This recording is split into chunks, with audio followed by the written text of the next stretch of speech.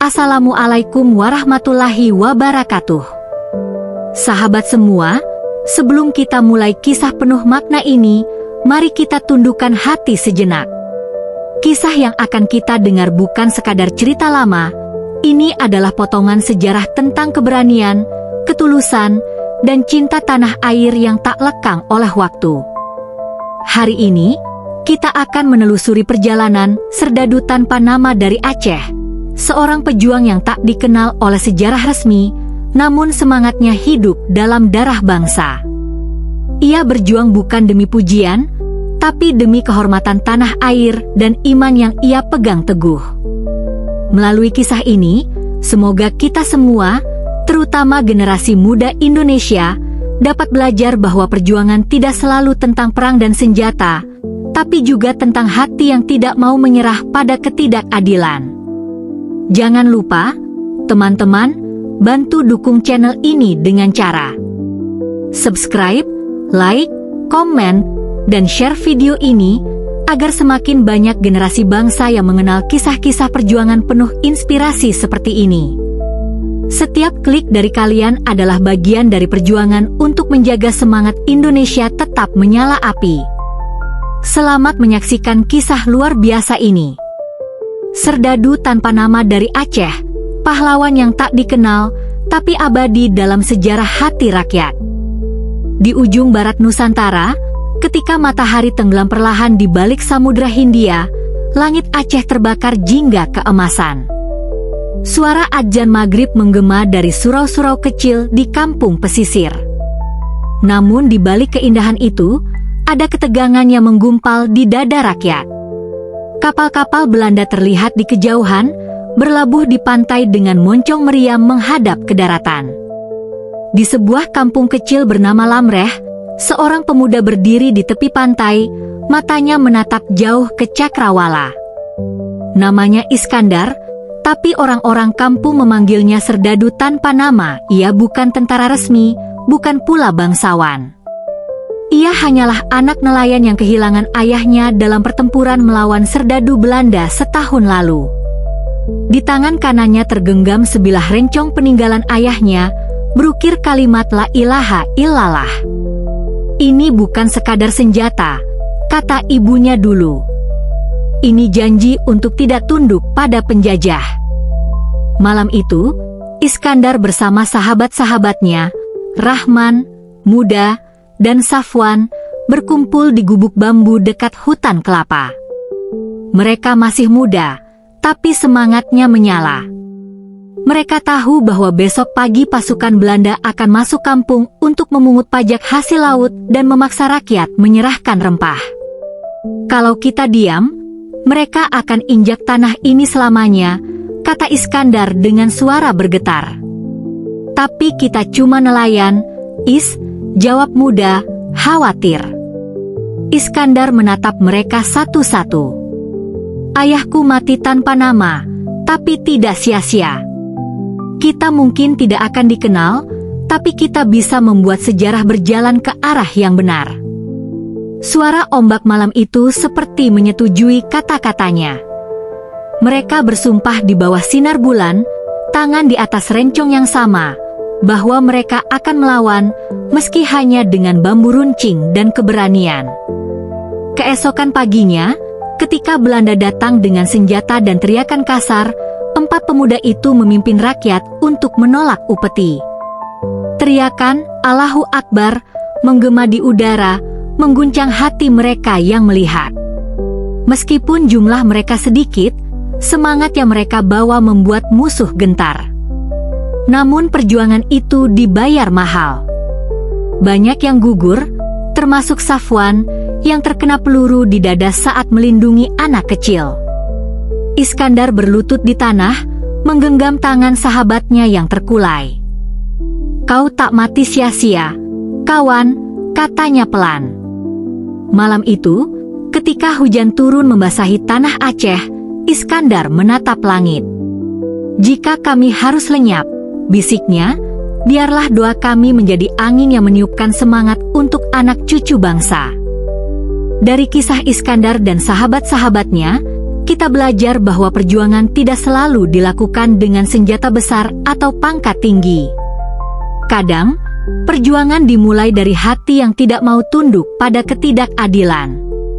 Generasi muda hari ini tidak lagi berperang melawan penjajah berseragam, tapi melawan penjajahan pikiran, kemalasan, dan korupsi nilai. Jadilah seperti Iskandar, berani melawan ketidakbenaran, meski tak ada yang mengenal namamu. Subuh baru saja turun di Krueng Raya. Kabut masih menggantung di antara pohon kelapa ketika langkah-langkah pasukan Belanda mulai terdengar di kejauhan, berirama, dingin, dan menakutkan. Mereka datang dengan senapan laras panjang, bayonet berkilat, dan wajah tanpa belas kasihan. Iskandar dan para pemuda Lamreh sudah bersiap di balik semak-semak. Bambu runcing, rencong, dan semangat adalah satu-satunya senjata yang mereka punya.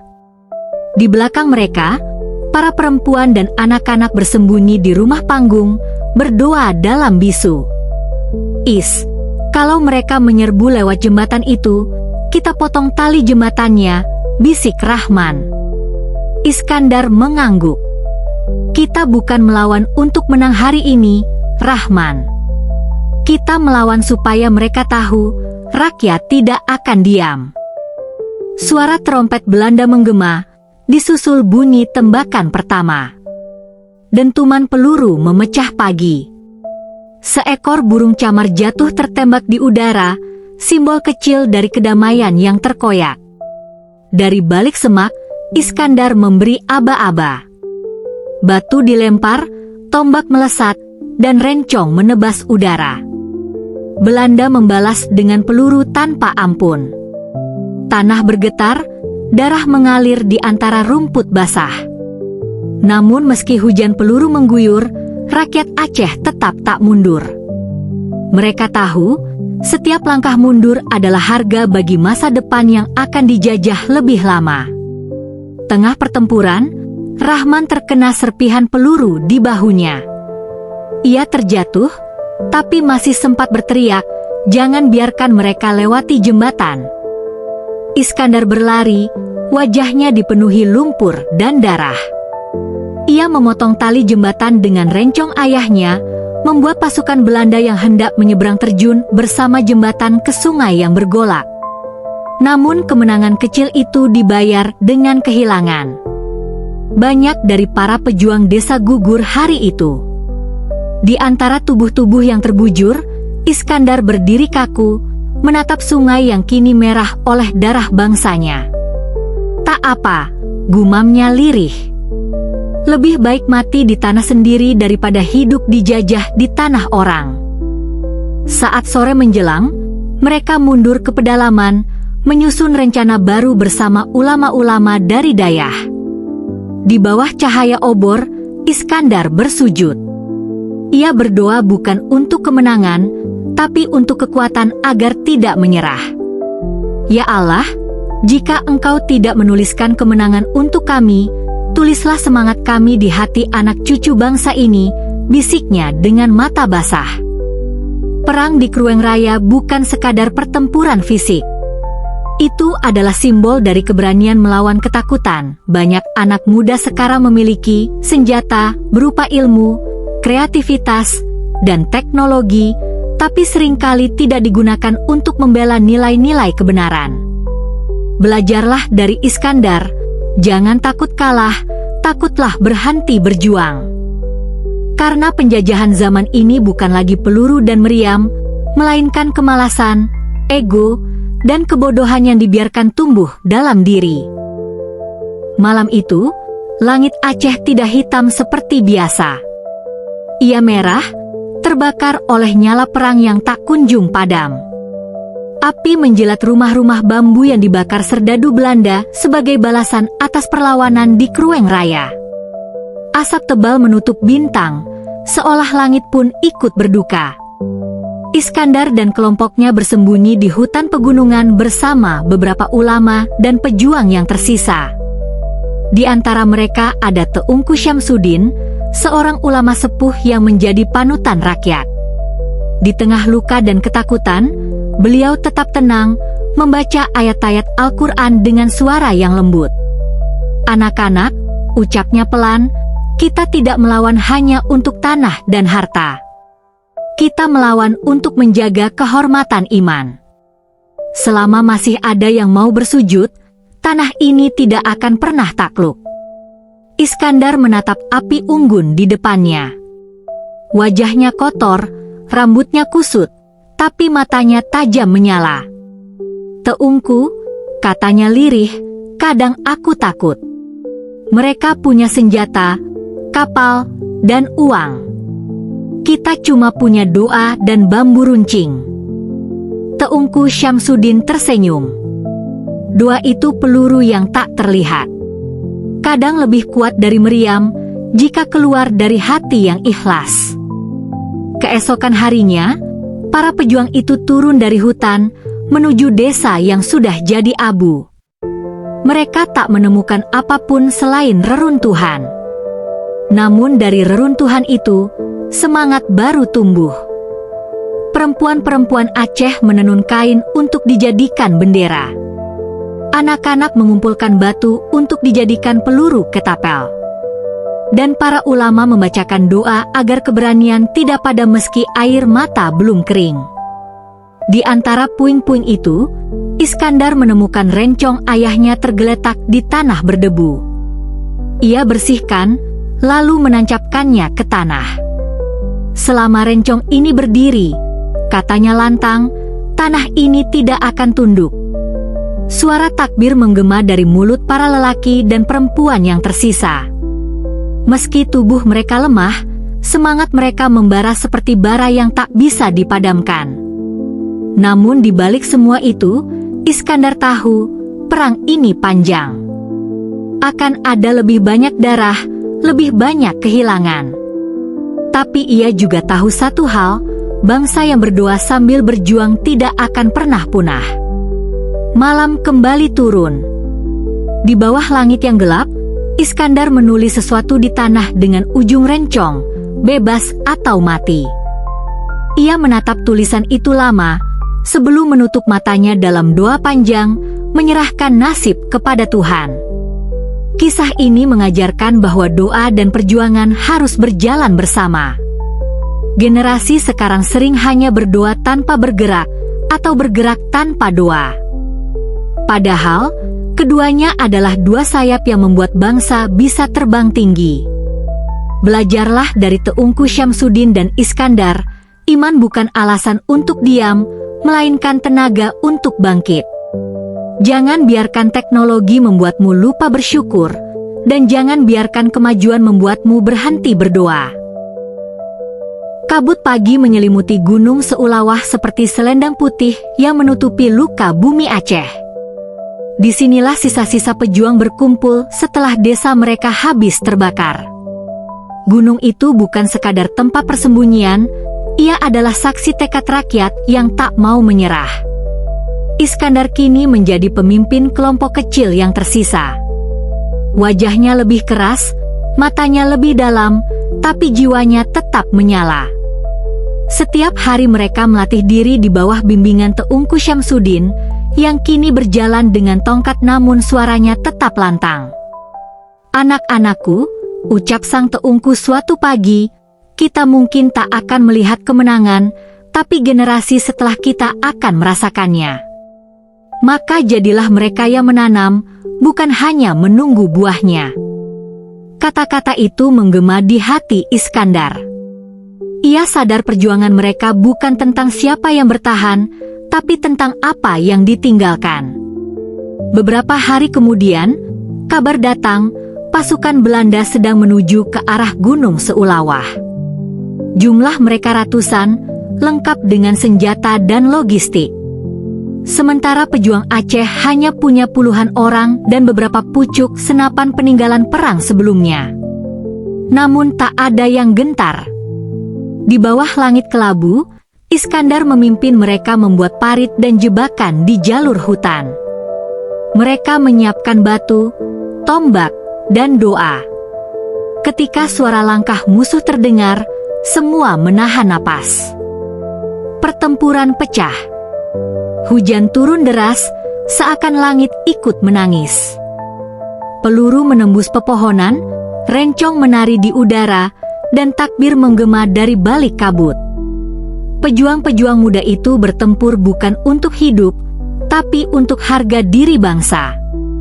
Iskandar sempat terkena peluru di bahu, namun tetap memimpin serangan balik.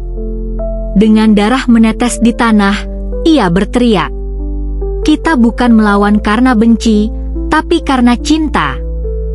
Kalimat itu membuat semangat pasukannya meledak. Mereka bertahan selama 3 hari 3 malam sebelum akhirnya mundur lebih dalam ke gunung. Banyak yang gugur, termasuk Teungku Syamsuddin. Sebelum menghembuskan napas terakhir, sang Teungku menggenggam tangan Iskandar. "Anakku," bisiknya lemah, "jika kelak negeri ini merdeka, jangan biarkan rakyatnya kembali dijajah oleh sesamanya." Iskandar menahan air mata. Ia mencium tangan gurunya itu dan berjanji dalam hati, perjuangan ini tak akan berhenti di gunung. Malam itu, dari atas puncak Seulawah, Iskandar menatap ke bawah.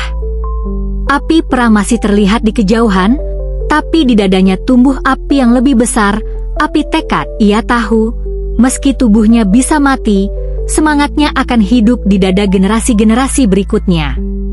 Gunung Seulawah menjadi lambang bahwa perjuangan sejati bukan soal kemenangan cepat, tapi tentang keteguhan.